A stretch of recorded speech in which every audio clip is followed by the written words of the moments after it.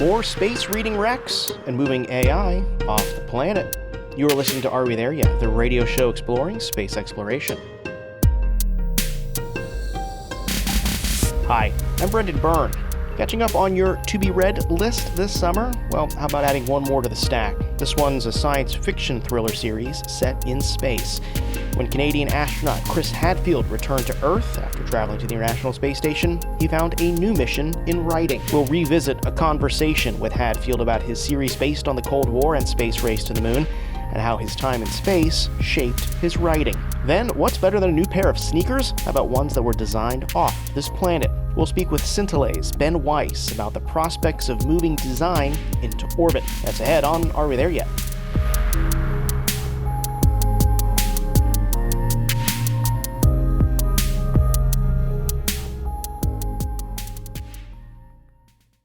Well, it's summer, and it's a time for some of us to relax and dive into those hobbies we may have missed throughout the school year, including reading for fun. And if you don't know what book to pick up, think about a science fiction thriller series by Canadian astronaut Chris Hadfield. His series is set during the Cold War and the space race to the moon. The first book is The Apollo Murders, followed by The Defector, and later this year he'll have a third book out called Final Orbit, completing the series. But how did Hadfield go from space travel to space fiction writing?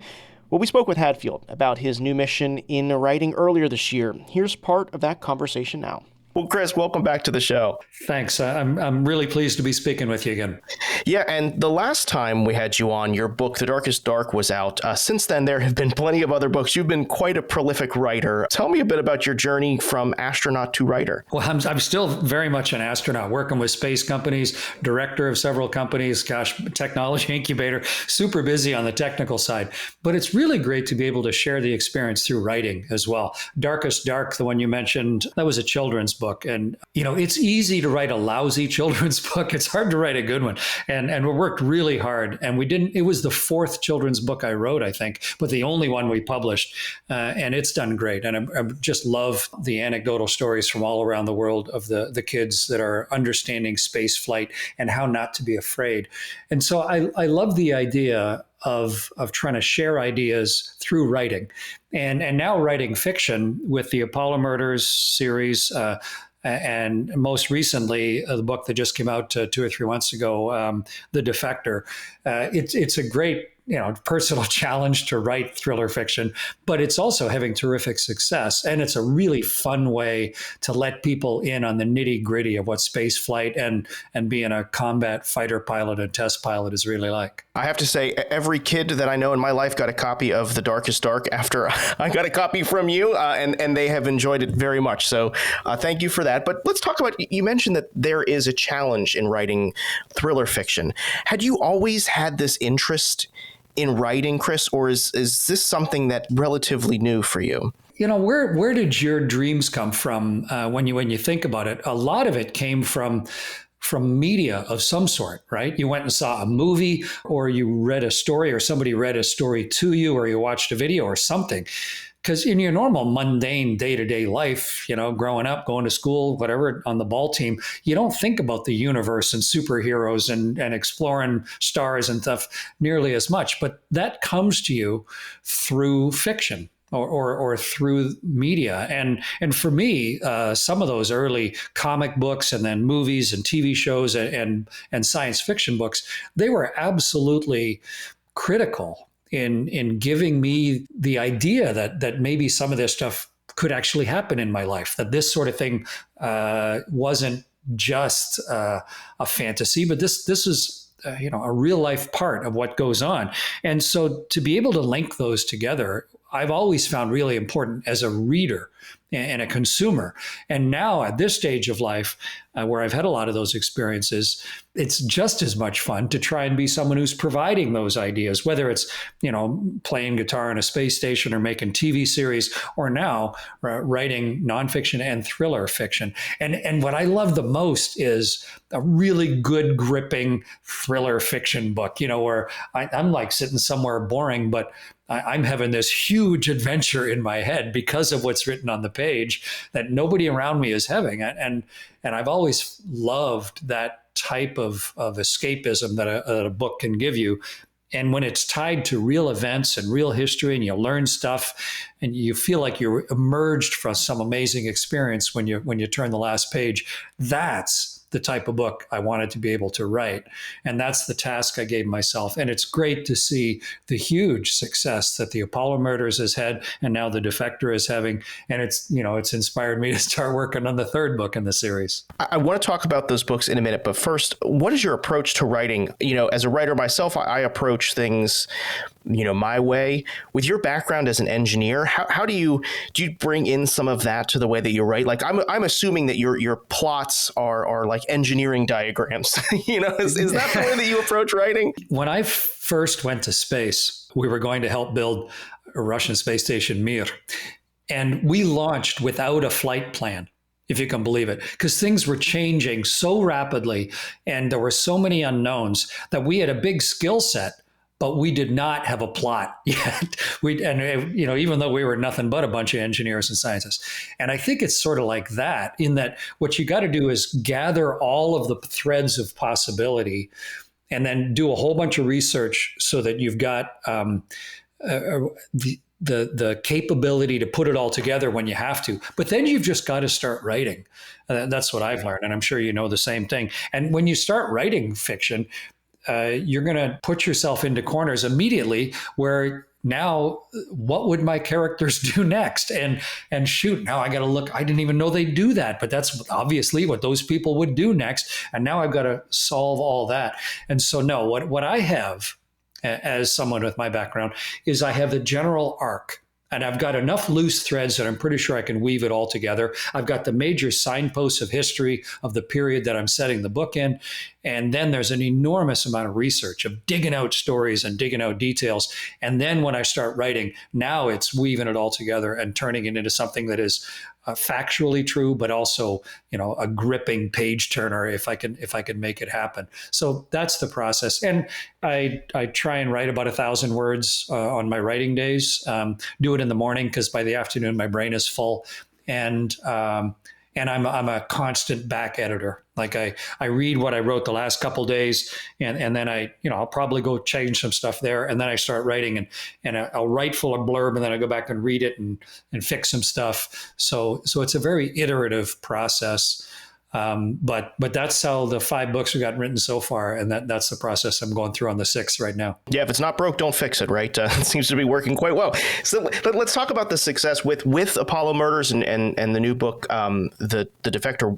Where did this idea come from? I hope it's not something that happened in space to you personally. What I did when I thought, okay, I'm going to try and write thriller fiction is I went back and reread what I think is the really good thriller fiction. Arthur Conan Doyle and Sherlock Holmes, and go back and read Robert Ludlum and Ken Follett and James Bond and John D. MacDonald with the Travis McGee series, and Dick Francis with his whole series, and Jonathan Kellerman and Lee Child. Read all those, but read them like an engineer would read them. How did they choose words? How did they attribute sentences? How long were their paragraphs? How did they reveal the plot? Like, it's a real structural, clinical thing to learn how to do that. And so for me, trying to learn the skill was a really important part of tasking myself with putting it together. And then, of course, everybody needs a good editor. I read Stephen King's book on writing, and it was hugely permission giving because he included a big blurb of his raw writing, and it was terrible. Like, it was bad sentence structure, poor thought processes, but the raw materials were there. And it just demonstrated how the creative spark and the raw work needs to be done. But then you need a good editor to come in and say, hey, we don't need all these words and you should trim this. Just like a movie director and a film editor have an absolutely necessary relationship. You need that too. So yeah, I'm learning as I go, try and get more efficient at it. So it's not a matter of not broke, don't fix it. It's a matter of something that's working, keep trying to fine tune it. So tell us about the new book, The Defector. Give us a quick elevator pitch as to what the synopsis is and the intrigue this book promises to give. Sure. It's the fall of 1973, a height of the Cold War, the end of the Apollo era, and topically right now, conflict in the Middle East, and a Soviet fighter, the fastest, highest flying fighter ever built, suddenly defects into Israel. And Israel trades it with the United States in order to support what's going on. And it ends up out in the desert in Nevada, where all of the confiscated Soviet fighters were at the time, at a place called Area 51. And not only does the fighter come in there, but the pilot, who's a Soviet test pilot, is brought out there to help teach the U.S. military what to do with this airplane.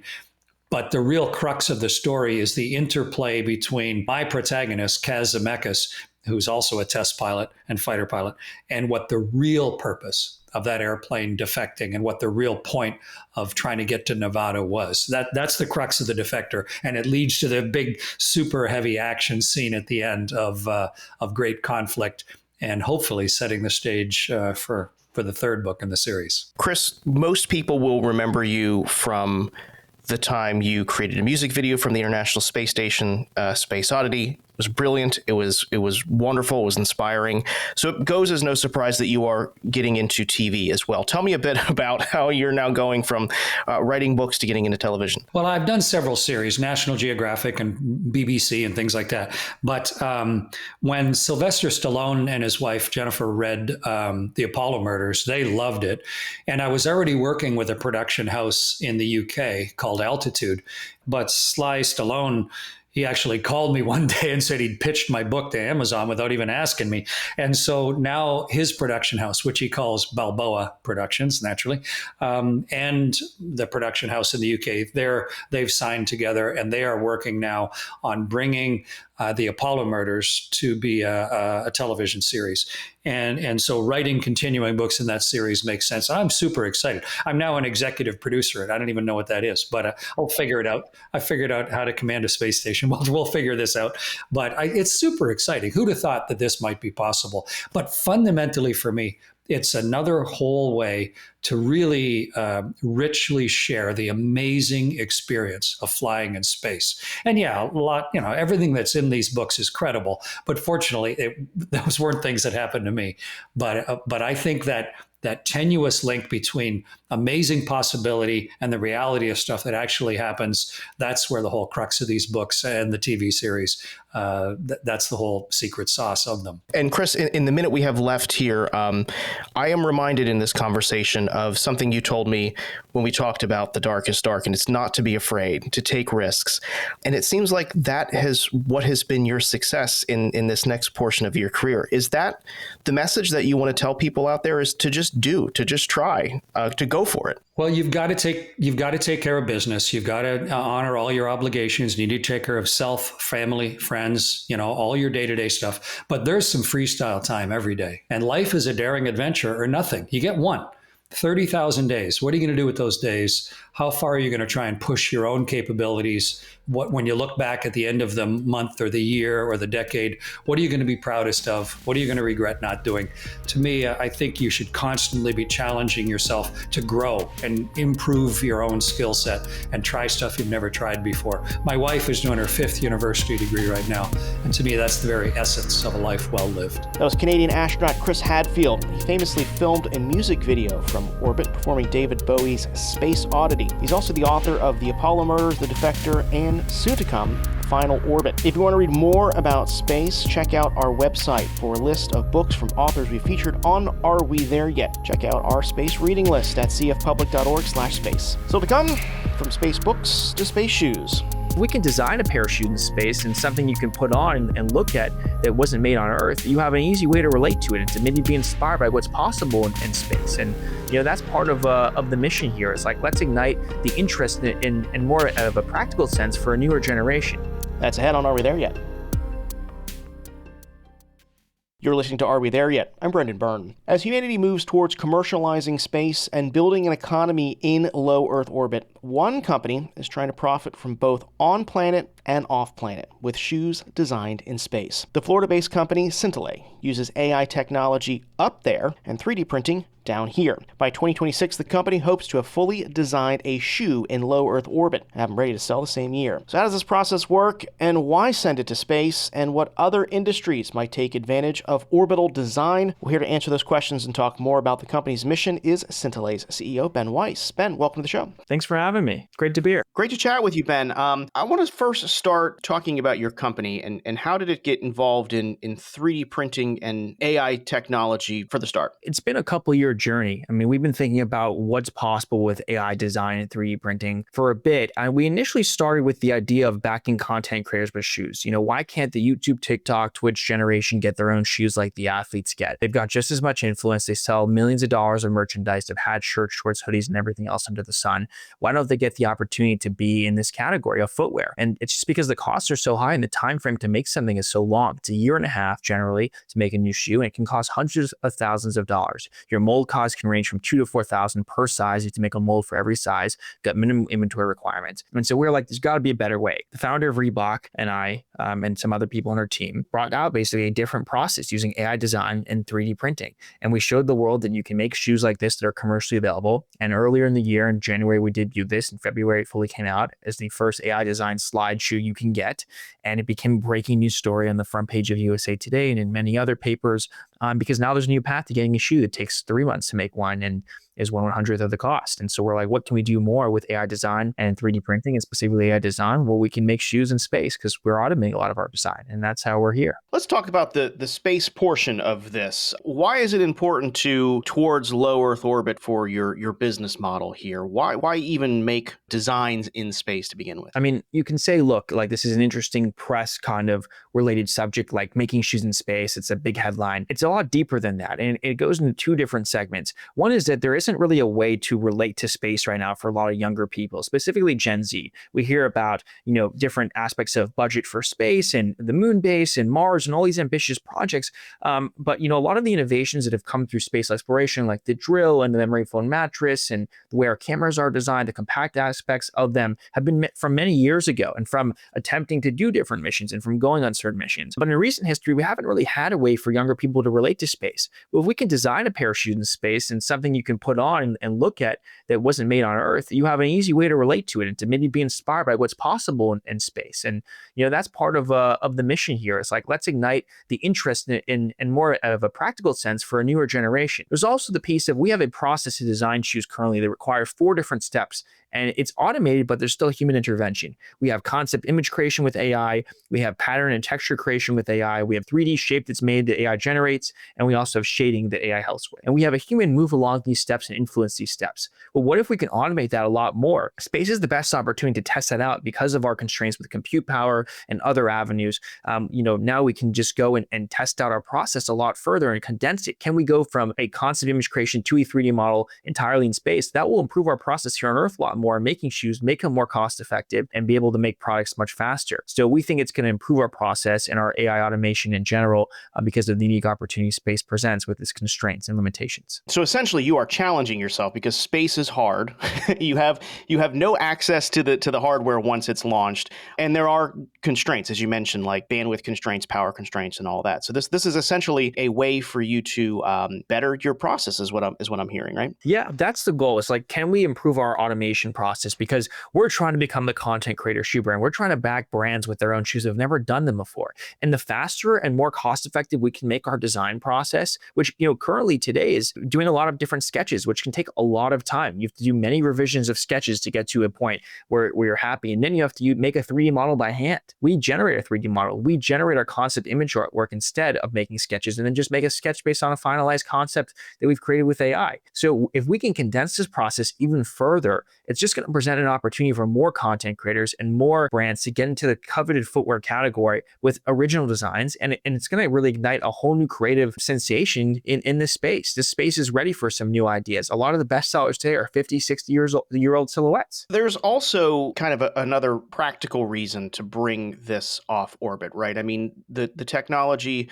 that you need to run AI is very resource intensive. Is there a benefit to getting this technology and this process off the planet and into low Earth orbit? It's going to be something that is going to be better overall for the environment to automate our processes in space. I mean, it's not like our process is insanely compute intensive currently on Earth. It's something that we can, can be better overall by running it outside of Earth from an energy standpoint. I mean, this is also part of the reason why we're partnered with Copernic Space, which is a space blockchain platform that's helping us with the mission. And the shoes will be available for purchase through their platform as a claimable space authenticated asset, because their mission is to test up new use cases in space. Whether for them it's about compute for mining cryptocurrency or creation of new different types of structures of materials or things like that. What can we find out? Can space provide a lot of benefits in that really hasn't been tested before? I mean, that's also part of the interest here, is like, what will space do for footwear design? We haven't really had any ability to test that before, and now because of the opportunity that they provide with us in partnership of this ability to do something commercially in space outside of being a typical science experimentation focused company of developing new drugs or medicines or things like that,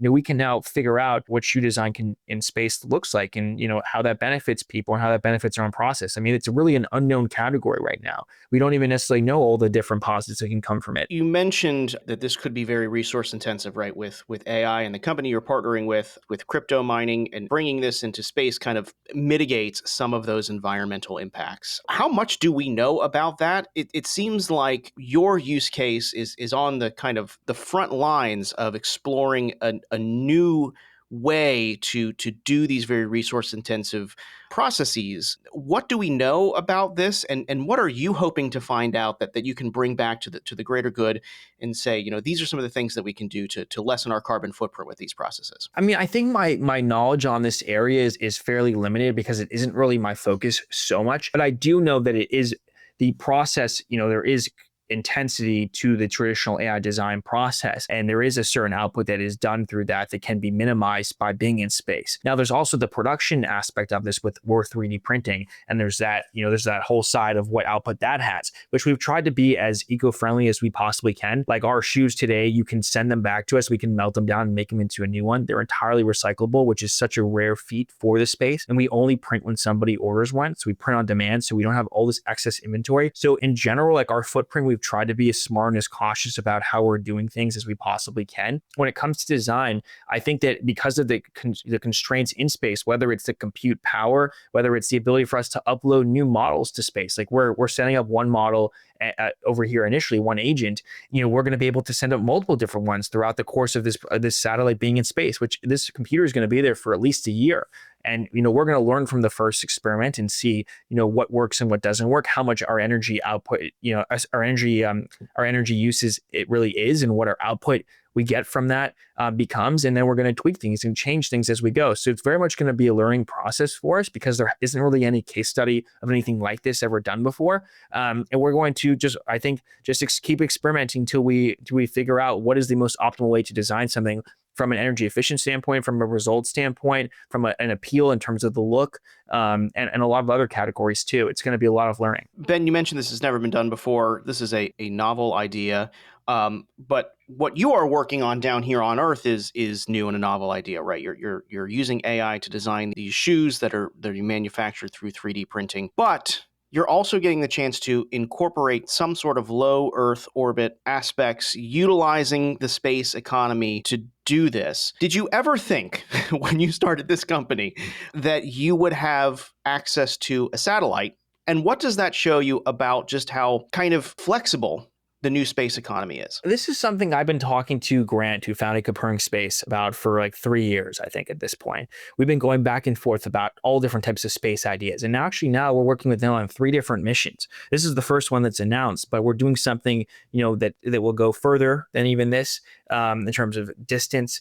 And we have a bunch of other interesting ideas. And I mean, this is kind of his mission, is like to make space accessible to everybody, because it just hasn't been. And I think part of the reason space has been like so questioned by some people and just people are unaware of the benefits is because it's been so in the category of really like deep science. And it needs to just expand outside of that. It needs to expand commercially in consumer products, which is what we're the first company to do really in this space, to design something in space and then make it commercially available to anybody. Anybody can purchase something made in space. It's a pretty interesting and different thing. And so that's kind of what we're trying to do here. I think that Copernic Space has been very helpful with that, Orbit's Edge as well. We have a great factory partner, Zellerfeld. And just, when you bring on the founder of Reebok to your team, and you have Joe Foster, who built the company from nothing to the best-selling shoe brand in the world and has helped create some of these iconic silhouettes, and then to take his talents and to help make something in space, it just becomes an entirely different type of product, something really special and unique and a symbol of the future.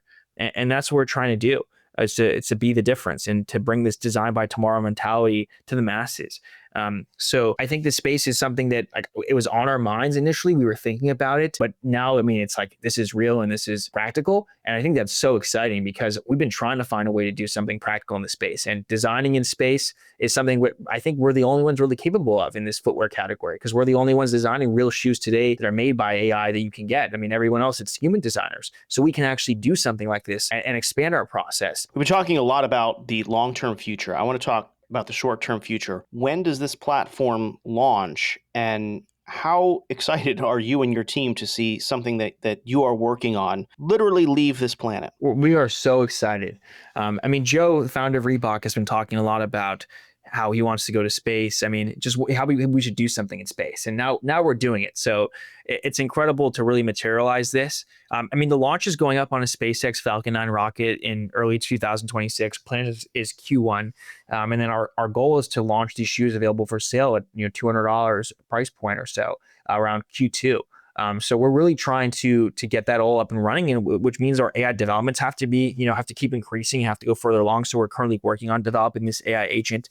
So there's still a bunch of things that need to be done before this is fully ready to go and all of that. But it's just such an exciting process to materialize this and to make it real and to bring this out to the world. One final question. I promise this is the actual final question. As you're designing this AI agent to make this design, are you instructing it to maybe nod to its orbital origins? Will there be something on this shoe that will show that it was made in space? Yeah, potentially. I can't disclose yet. We're thinking about different interesting ideas. We're thinking about ideas about even how to incorporate the environment in space into the design itself. There's interesting patterns or ways we can develop, designs based on the surroundings. So there's a lot of really exciting ideas. We're in the process of determining how we're going to possibly do some of these things, but it needs to be something that stands out. If space shoes they've got to live up to the name. They've got to be something different. Ben Weiss, thank you so much for joining us. Thanks for having me. That was Scintillay's CEO, Ben Weiss. Well, that's going to do it for this week's episode. But before we end the show, this summer, join the Central Florida Public Media family. We're aiming for 100 new or rejoining monthly sustainers to support the independent news and programs, just like this one, that you love. Become a sustainer and get a special thank you gift. We got things like umbrellas or a travel mug. Find out more at cfpublic.org, and thanks. And if you're not already, be sure to subscribe to the show's podcast feed so you never miss an episode. Do that on the Central Florida Public Media app, Apple Podcasts, Spotify, NPR's app, YouTube, really wherever you get your podcasts. Stay connected with the show on social media. Our handle on Instagram and Facebook is @AWTY_Space. If you've got an idea for a future episode of the show, or you want to join us as a guest, reach out. Our email is arewethereyet@cfpublic.org. Are We There Yet is a production of Central Florida Public Media. Our intern this summer is Ashley Reap. Our producer is Marion Summerall. Editorial guidance from Latoya Dennis. Support for Are We There Yet comes from you, our listeners. Until next week, I'm Brendan Byrne. Thanks for listening.